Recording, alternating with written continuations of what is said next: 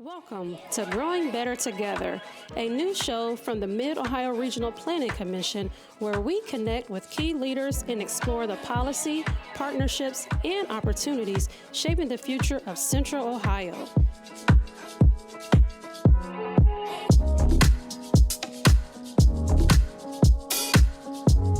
Welcome to Growing Better Together. I am Joe Garrity and I serve as MORPC's Chief Strategy Officer. I'm really excited for today's conversation. It is with Mayor Chris Amorose Groomes, MORPC's longest serving board chair in MORPC history.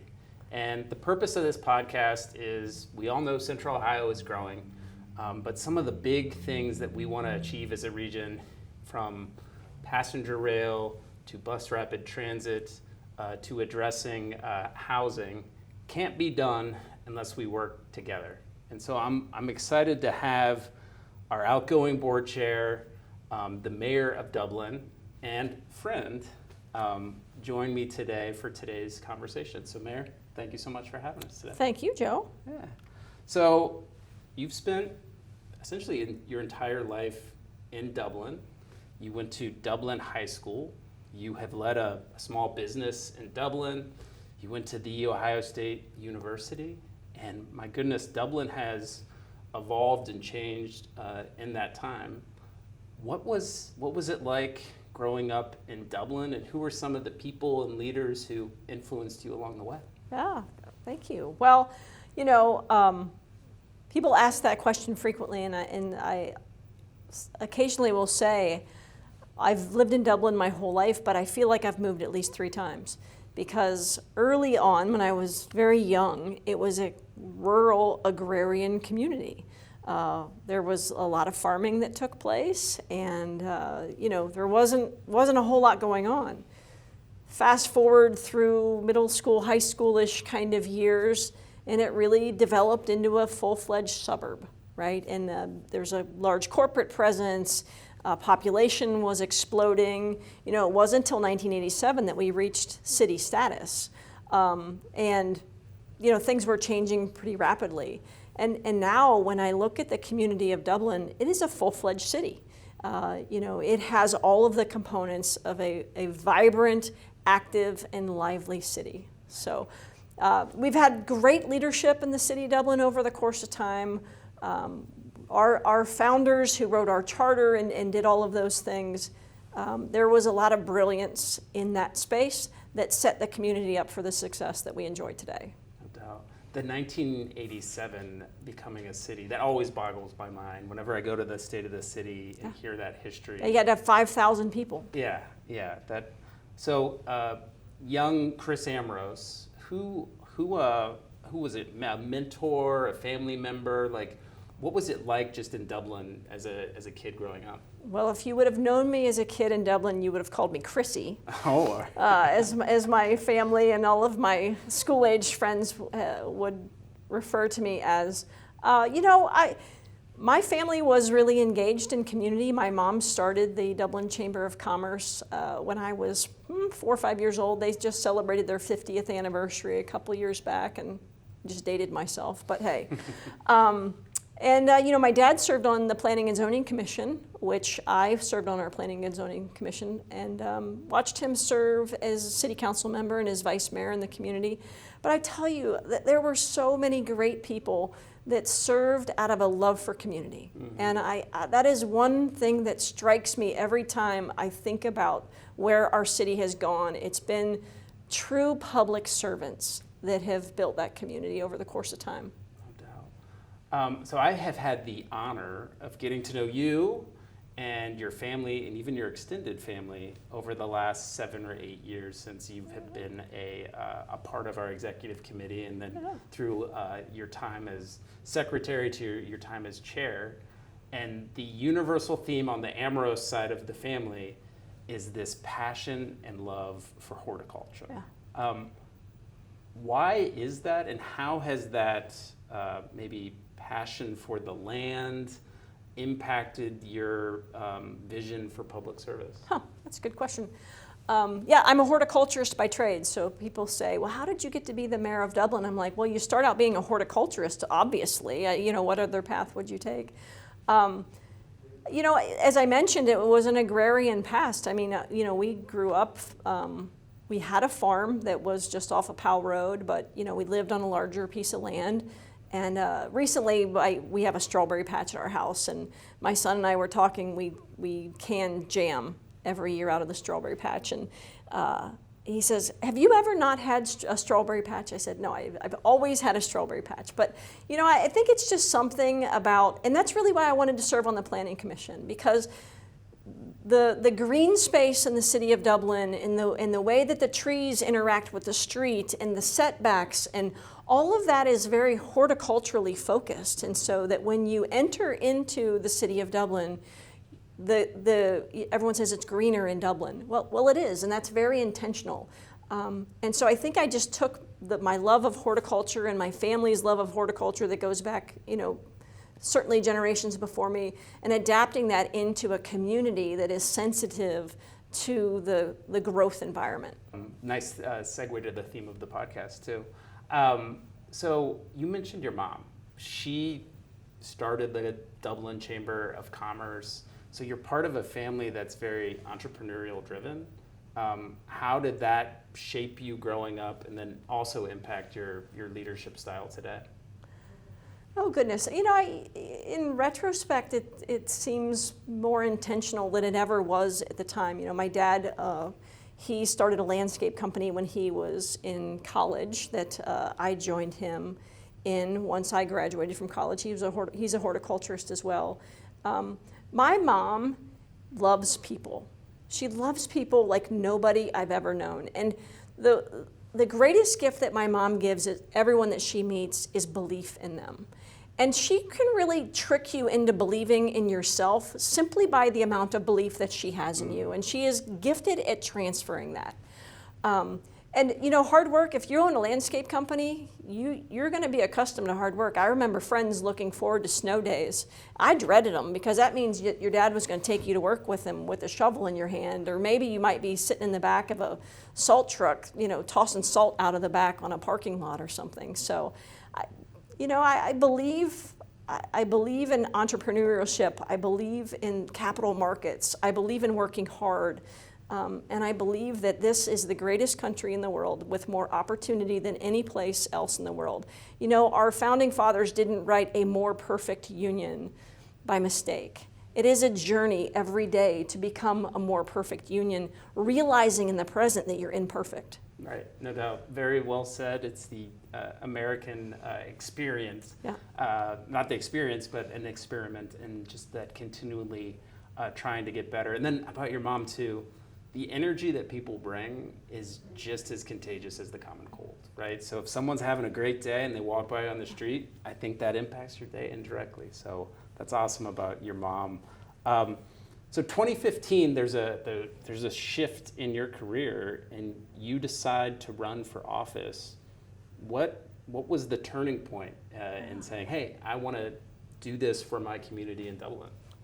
Yeah, it was really, you know, our community was shifting. You know, we were starting to look at density for the first time. We were starting to talk about transit corridors, and we were starting to talk about those things. I had served on our planning commission for 8 years. I'd been the chair for 6 years. And there was a city council race coming up, and people said, you know, I think that you ought to take a look at that. There were some things happening in the community at the time that I really wanted to have an impact on.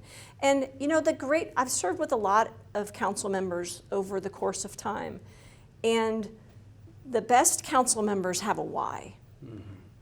And something that they want to have an impact on.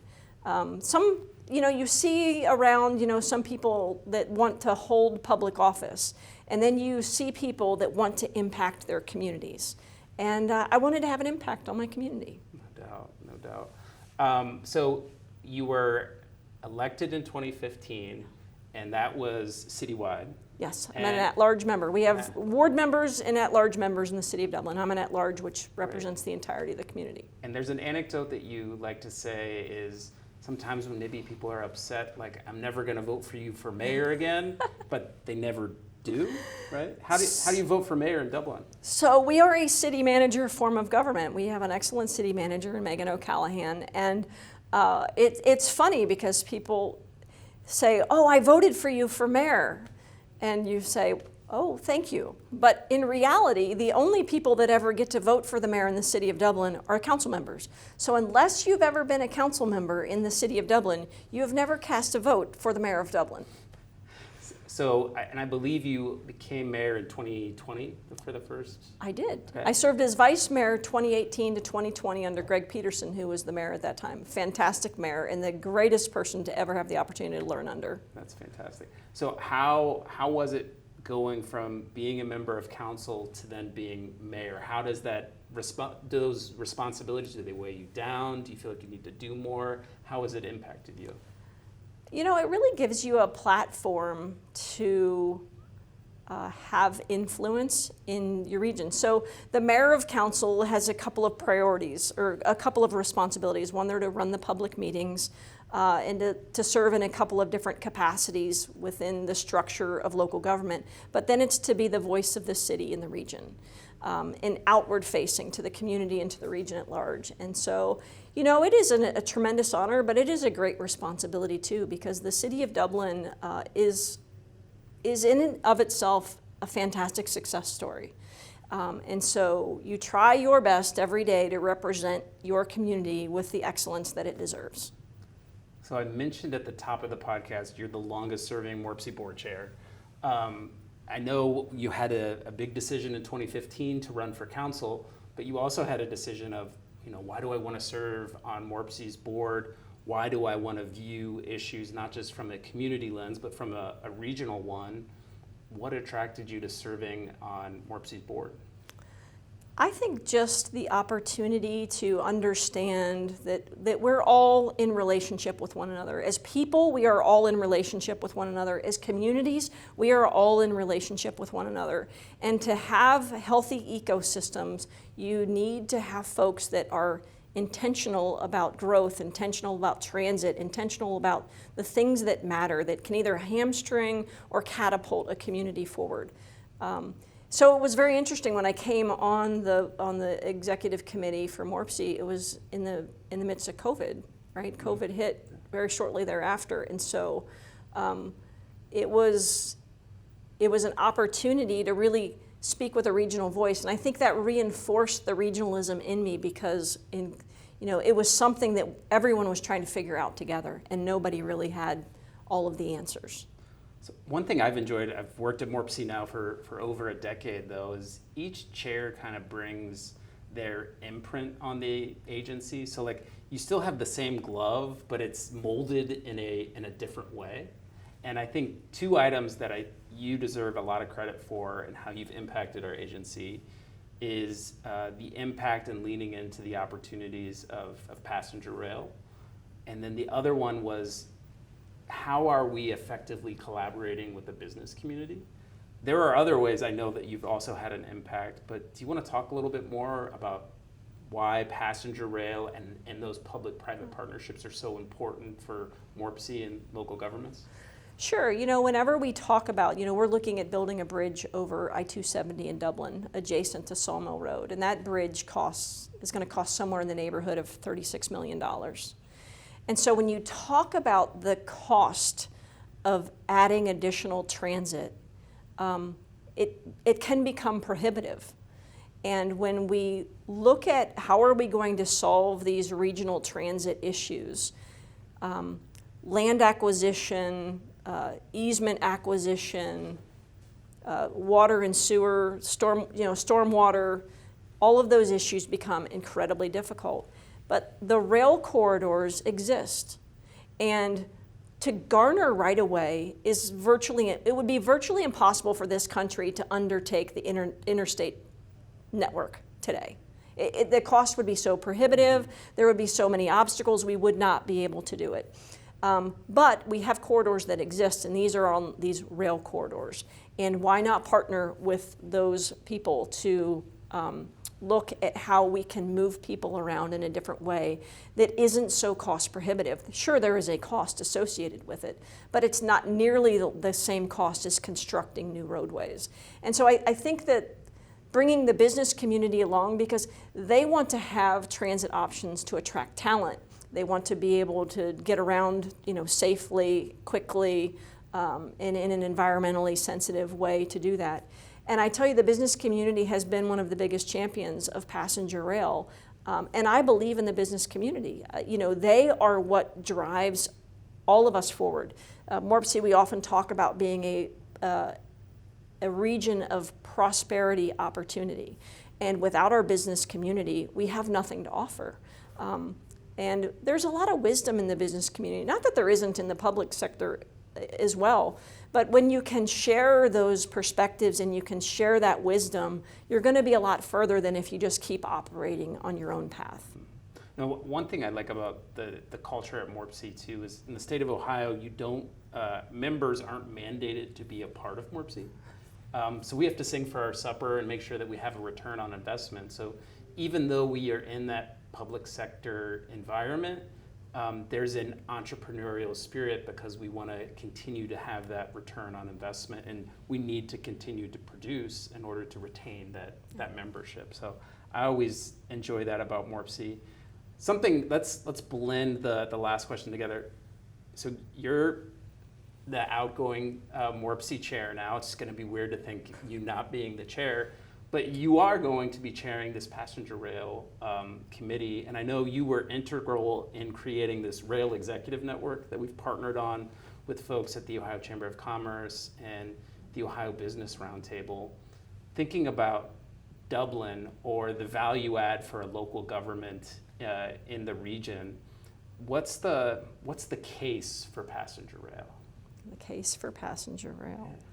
Well, I think that if we want to continue to be a growing region, we have to be responsive to the way that people want to live, and affordability. So, it is my hope that passenger rail would lean into light rail and would lean in. The same with the way we're doing Link Us, is that someday you have to learn to crawl and then walk and then run. Do I think we're going to have trains running everywhere at 120 miles an hour right out the gate? No, that's not the way it happens. But we need to establish these corridors. We need to identify them. We need to build transit-oriented development around them so that we can have enough users of these tools to justify the expense, and then offer them to. And I think if we do that, in a safe community, in a livable community, in one that isn't overly expensive, I think we have the opportunity to attract great talent from around the world. I am at my core a capitalist. I realize that people often think that that's a dirty word, but I think capitalists with heart are the ones that are going to change the world. They certainly have been the ones that have laid a great foundation here in the United States. And I think when we can attract the greatest minds, and we can attract great innovation, and we create an atmosphere and a culture which they can be successful, I think there's great opportunity. Some people say, well, do we really want to grow? You have two options. You can manage a growing budget, or you can manage a shrinking one. Mm-hmm. And it is a binary decision. And if the people of Central Ohio want to continue to have job growth and wage growth and opportunity growth, then we have to be committed holistically to growth. We can do that well. Rather than endless sprawl, we can have great transit, and we can have transit-oriented development, and we can develop more densify on these corridors that we have. And so I think that's the case for passenger rail, is that we want to be an opportunistic region, and this is how we do it. I've had friends from the Boston area or maybe the West Coast, and they'll come to Columbus, and they think that they can just take a train down to Cincinnati, and I have to tell them no. And I'd had a friend take an Uber from Columbus to Cincinnati. Wow. And you're just thinking, like, what? Like, that's wild. So again, let's look at your whole tenure as board chair and getting to know your. I feel like this is my funeral. Don't worry, you're not dead yet. We need you as chair of this passenger rail committee, and then maybe we'll put you on like the Lincoln train or something. So, all right. All right. So one thing I've noticed about your style is you're people driven. whether we're in Washington, D.C., or we're in Florida, or if there's a business leader who's interested in helping us with passenger rail or working on Link Us, I've noticed you've had a very unique amount of diverse relationships. And is that something you've cultivated, or is that something that's more natural to you? I think just coming from a family small business, you have to be an integrator, right? Like the workday never ends and recreation doesn't begin. Those two lines get infinitely blurred. Yeah. And so I was on the phone with a member of a congressional delegation, and at my desk at home, I don't have an office at City Hall, at my desk at home, and one of my adult children had stopped by the house to say hi. And you know, like they know them, and they can say, "Oh, hello, Congressperson," you know, and that's just me.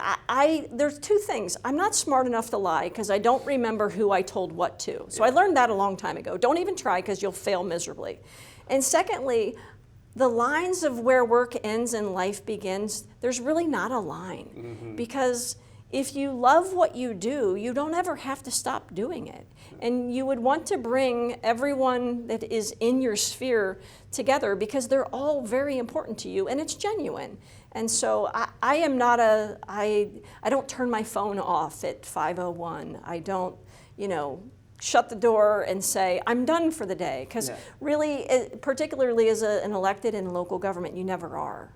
Well, I think one of your strengths is, as well as, you're good at having a leisure component while also still conducting business.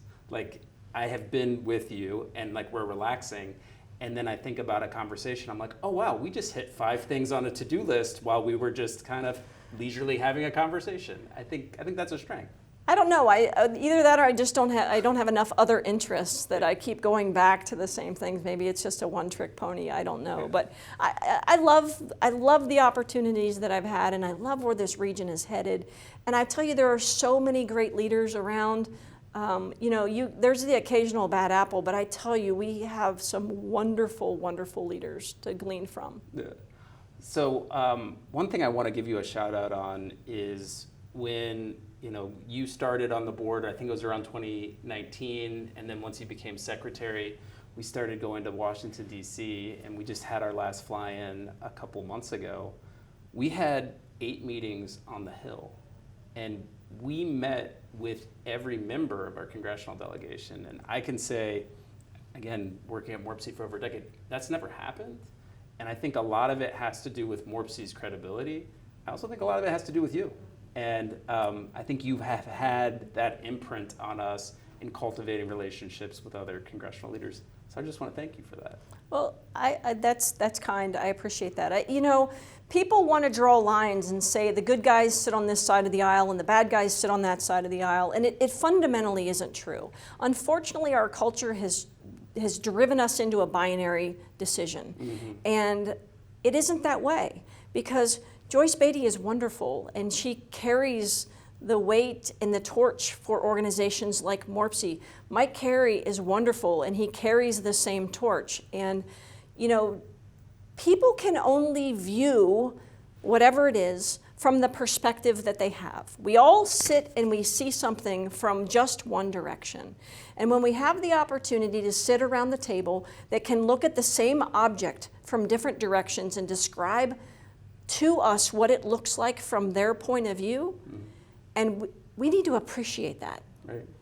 And they need to appreciate where we see it from, and we need to appreciate where they come from. So I'm not a believer in the good guys and the bad guys. I don't think any party's got it right. I don't think any party's got it uniformly wrong. But again, we all need to be kind of rowing towards the more perfect union, to be better tomorrow than we were yesterday. It's the 250th anniversary. I feel very patriotic talking about this. So let's go back to Dublin. What's one thing you're really energetic about, and then what's something that's keeping you up late at night? What am I really? Oh well, right now I'm energetic about the 50th anniversary of the Memorial Tournament. We're getting ready to play here in a couple weeks. We had the Legends Luncheon the other day, and just heard some great stories about the kids that are healed at Nationwide Children's Hospital as a result of the fundraising that organization does. And that is very exciting. And to bring the world's top talent, when Jim Nance can say on a Sunday afternoon, "Hello, friends. Yeah. Welcome to Dublin, Ohio." Yeah. I totally did that. I didn't do that any justice. But when you get to be a community that they're talking about and they're showing images of your river and your bridges and your restaurants and your community, that is energizing. But there's so many other things. We'll have the Irish Festival, we'll have the 4th of July. It's going to be a wonderful, wonderful season, or a year in the city.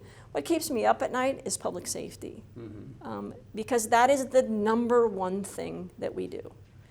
That is the essential core role of government, is to keep its residents safe. And, you know, in this environment, that keeps me up at night.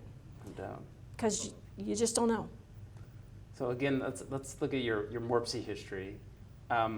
What's like, as your time as board chair, what's a favorite MORPC story that you have, or something that you got accomplished? Like, what sticks out? Well, those are different questions. So what's your favorite MORPC story? Let's start with that. My favorite MORPC story is I'm going to tell on you. Oh, goodness. We had a meeting with a member of our congressional district who had to expedite quickly, and you were so kind, and you were so committed to being green and being a good steward of expenditures that you finished a member of the congressional delegation's beer. And then you proceeded to tell the next day, and when we were with them in an office visit, that you finished their beer the night before. And I thought, I love Joe Garrity, because one, not many people would do that. Most of us would think about it, but not necessarily do it. And two, just own it the next day. And I love the way you own you, because you do a great job. I will say the Hill visits that we make, you attribute them meeting with us to me. I would flip that around, and I would attribute it to you, because the preparation that you do, every time we walk into one of these meetings, it goes like this, and they open up their binder and they're like, wow, I don't even have to do anything. You did all of my work for me. And it's because of you. The preparation that you do in preparing us to look good cannot be overstated, because that is incredible value. And I think that's why they meet with us, because they know that we're going to come and we're going to be incredibly prepared, and we're going to do their work for them, and so that they can see this 15-county region that is MORPC, and they can say, these are the priorities that this organization all voted on and got behind, and this is their speaking to us with one voice. That's incredibly powerful. Well, Mayor, that means the world to me, hearing that come from you.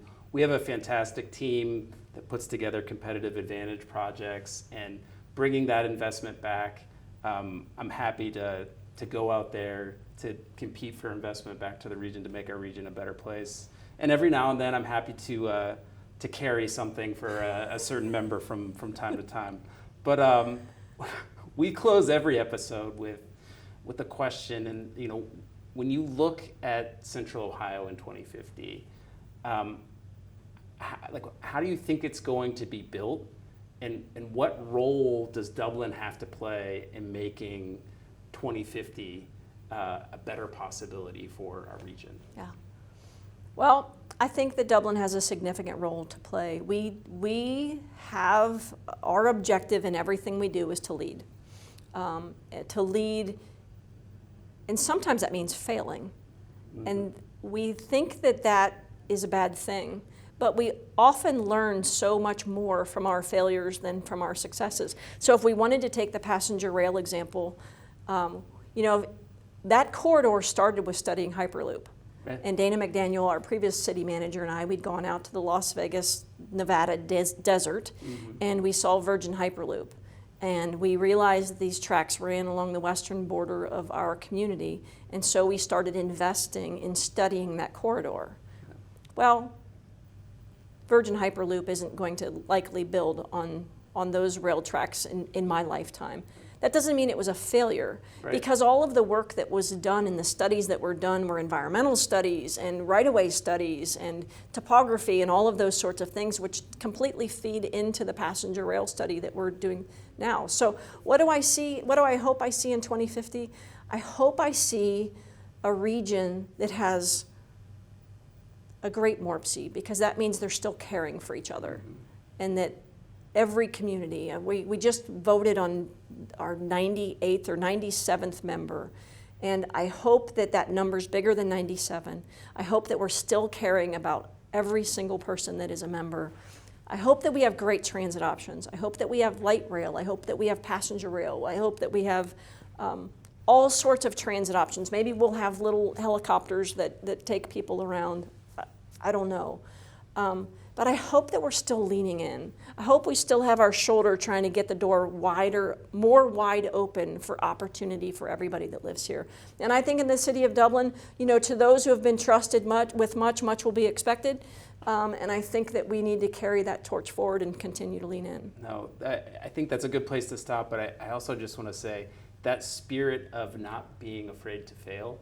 I know I have been in many a room with you before, whether it's something like Link Us or something like passenger rail, and we'll hear a civic leader or someone say, well, if we fail, we can't go to bat again. And that's not your style. It's you get up and you try again. Yeah. And that's swing harder. Yeah, and that reminds me a little bit of your background in athleticism. So let's close on this, is you're an athlete. So you not really. You walked into Ohio State women's basketball. Oh, yeah, that's a practice squad. That was a long time ago. And then you are a golfer, and I know you get up bright and early in the morning for walks or Peloton rides.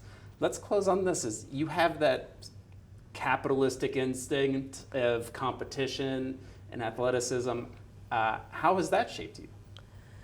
Oh gosh, I think when you learn to compete on a team, that is a great life lesson for everything that you do. You know, we talk about size of high schools and all of those sorts of things in various communities, and you know, there should be as many captains of any sport that can be. There needs to be as many first chair clarinets as we can possibly have. There needs to be as many leads in the class play as we can, because those teach you not only a lot about other people, but they teach you more about yourself. But I love the game of golf. I try to walk every round that I play because it's a quiet place, and there's just not a lot of people there. And as much as I do love people, I like a respite as well, and that's probably where I go to be quiet. Yeah, and I can vouch. Let's go back to you answering the phone after 5:01 p.m. You've answered many a phone call on the golf course before, so. Yes, so I typically will have an ear pod in, and if the phone rings, you know what, there's so many things that happen in a given day, if you put them all off for a period of time, they're just going to stack up so high that you're never going to get them done. So I take them as they come. Mayor Chris Amorose Groomes, it's been so much fun having you as our board chair. I'm excited that you're going to continue serving on our executive committee and as mayor of Dublin, and on all things passenger rail and the passenger rail committee. Well, it has been certainly an honor of a career to be the board chair of MORPC, and for all of those people that endured my harebrained schemes, like yourself and William, I am forever indebted, because I learned a whole lot, and it has made me a better person. The feeling is more than mutual. So thank you so much. Thank you. Yeah.